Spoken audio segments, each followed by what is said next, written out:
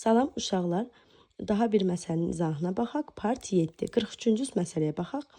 Deməli bizə deyilir ki, karbon və XHY verilib. Karbonun kütlə payı 75%. Karbon üzərinə 75% olduğu qeyd olunur.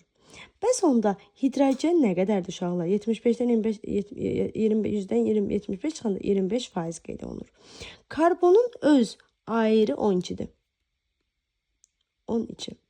Bəs hidrogenin öz ayrı nə qədərdir uşaqlar? 1-dir. Verilən indekslərin tapılması qaydasına əsasən verilən 75%-i bölürük öz ayrını 12-yə. Verilən 25% isə bölürük hidrogenin ayrı 1-ə. Yəni verilən ayrıları onların indekslərinə verilən kütlə paylarının ayrılara bölürük indeksləri x, y tapırıq. Onda burada eləyəcək 4-də 1, bu da edəcək 1. Hər tərəfi 4-ə vuranda uşaqlar 4, bu 4. Edəcək 1-in 4-ə formulumuz olacaq CH4. Bu qədər sadə.